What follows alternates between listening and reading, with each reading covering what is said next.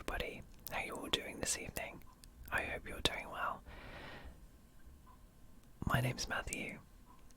I make ASMR videos and I post them on a Monday and a Friday, so if you love the tingles, then hit that subscribe button. Now, today's video, we are going to be doing another true crime video, and I wanted to share a story about John List, and I found this case to be quite interesting, and I'm hoping you will find it too if you've not heard it before. I'm glad to bring something new. It is one of the more infamous serial killers in history, so it is very intriguing, and I hope you enjoy this video. So during the winter of 1971, the List family murders dominated the headlines in the state of New Jersey. The event sent fear and shockwaves through the small community and gripped the nation's attention. So John List was born on September 17th, 1925 in Bay City, Michigan. He grew up in a strict Lutheran household, which instilled in him a strong traditional discipline and duty. The day List graduated from high school, he enlisted in the US Army, where he became a laboratory technician during World War II.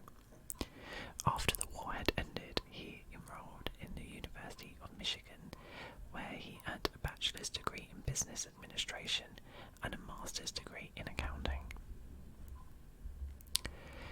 When America became involved in the Korean War in the 1950s, List was recalled to active duty, where he met his future wife, Helen Morris Taylor.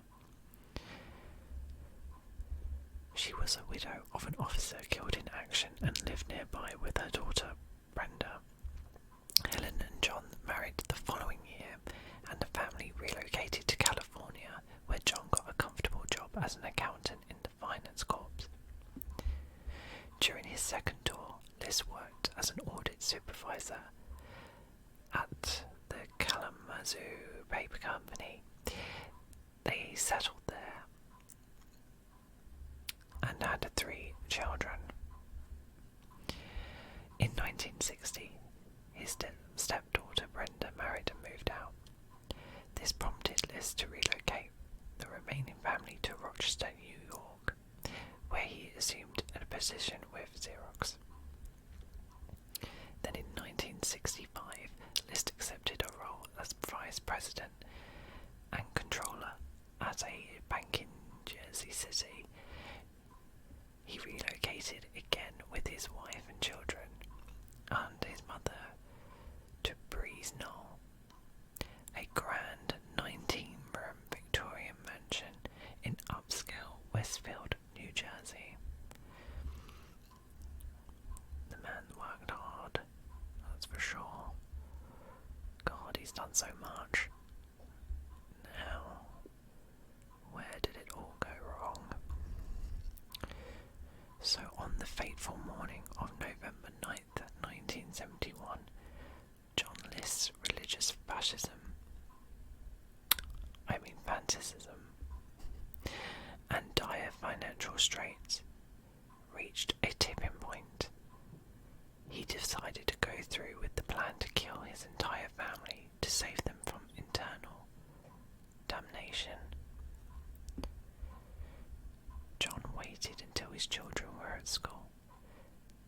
Then with his 9mm style 1912 semi-automatic handgun and his father's Colt .22 caliber revolver, he began his murder spree.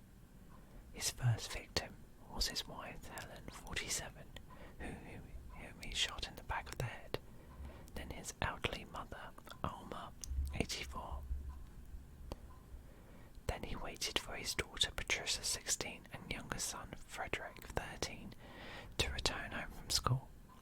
As he entered the home, he shot each of them in the back of the head, having no qualms breakfast done, List made himself a sandwich and then went to the bank to close his and his mother's bank accounts. God. After closing his accounts, he drove to Westfield High School to watch his elder son, John Frederick, 15, play in a soccer game. After driving John Frederick home, List shot him repeatedly. Evidence shows that John Frederick was not killed instantly by the first shot and attempted to defend himself. Oh my god, that poor kid. All of them actually, not just that one kid, but god. List placed the bodies of his wife and children on sleeping bags in the mansion's ballroom and cleaned the crime scene. He then proceeded to remove his face from all family photos and turned the radio onto a religious station. List left behind a haunting 5-page letter addressed to his pastor, discovered on his desk in his study. In the letter, he confessed to witnessing what he believed to be an overwhelming amount of evil in this world. This perceived evil compelled him to take his family's lives and deliver their souls from impending damnation. The murders were not discovered until nearly a month later, on December 7th, when neighbours noticed that the lights in the house were on day and night. They then started seeing the lights burn out one by one. Oh god, how eerie. Following the List family murders, John List first moved to Denver. Oh god, he did a run-up. He assumed the name Robert Peter Clark and got a job as an accountant. He fell into a new lifestyle and surrounded himself with new friends, going so far as running a carpool for his Lutheran church. It is at this church where he met and fell in love with Dolores Miller. They were married in 1985 and lived outside of Denver for a few years before relocating to Virginia, where List got another accounting job. As Peter Clark, List was able to fool those closest to him, even his new wife for nearly 2 decades. John List thought he'd pulled off the ultimate disappearing act, until one television program brought everything down around him. As the years went on, List continued to live his new life. It seemed, at least to him, that he'd got away with murder. However, 18 years after the List family murders, the crime was retold on the new television program America's Most Wanted. The episode showed an age progression.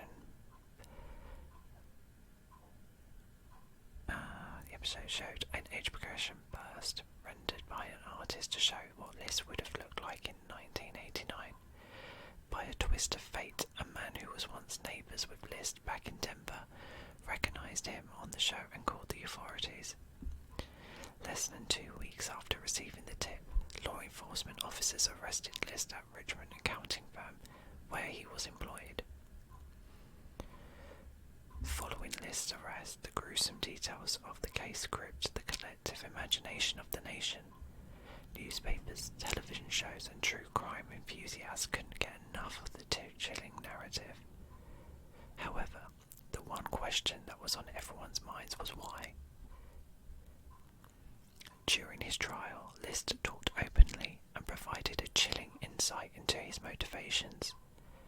He testified that his financial struggles had escalated to breaking point after losing his job following the closing of the Jersey City bank where he worked. List admitted during his trial that he was humiliated by his financial woes and was desperate to hide the shame from his family and friends. In order to hide the truth from his family, List stuck to his usual routine. But instead of going to work as his family thought, he would take job interviews or spend the day newspapers at the train station until it was time to go home. To keep up the act and keep debt collectors at bay, List continued to divert funds from his mother's bank accounts.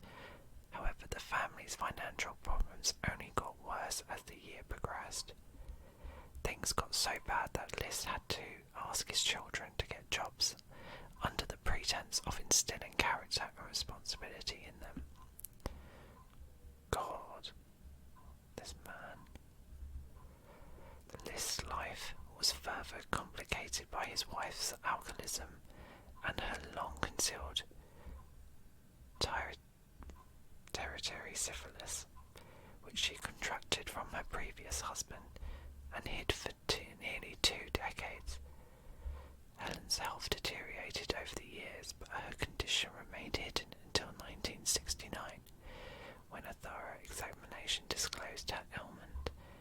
By then, her untreated syphilis, combined with the heavy alcohol consumption, had transformed her into an unkempt and paranoid recluse who frequently humiliated List in public.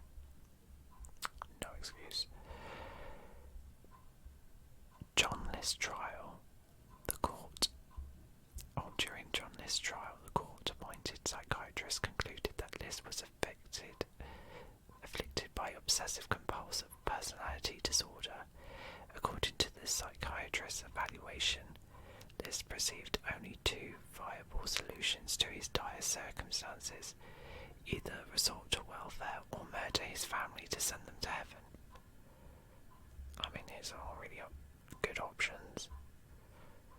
He adamantly rejected the option for welfare, so murder is the logical option. According to the psychiatrist, List's mindset was deeply influenced by his father's teaching of traditional gender roles, masculinity and familial responsibility. List believed that a real man was obligated to provide for his family. Accepting welfare was not only seen as an affront to this ideal, but also an embarrassment to the family. During his trial, List tried to appeal his convictions by claiming that his military service in World War II and the Korean War had left him with post-traumatic stress disorder. He claimed that this impaired his judgment. Again, can't use that as an excuse. Additionally, he asserted that the letter he left at the crime scene, essentially serving as his confession, should be considered a confidential communication to his pastor and therefore inadmissible as evidence. However, a federal appeals court ultimately dismissed both of these arguments. In 1990, John List was found guilty of the murders of his mother, wife and 3 children. He was convicted on 5 counts of first-degree murder and sentenced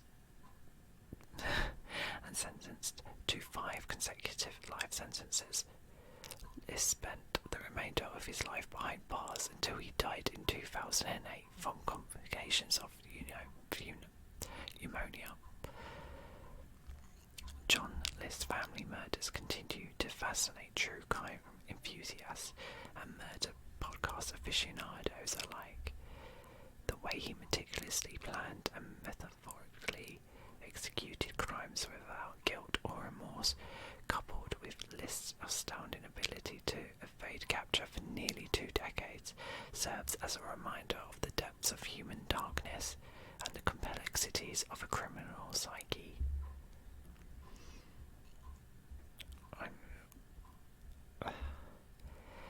What I don't get about this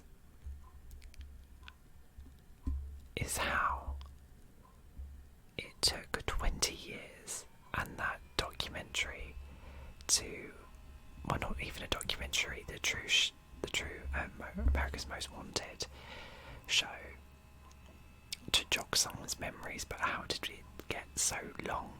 How was there no evidence? How was there no clues?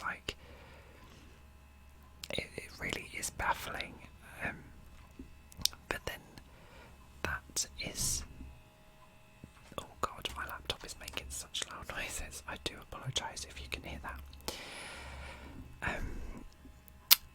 it's really fascinating. I do enjoy reading these stories. I do like finding out more about.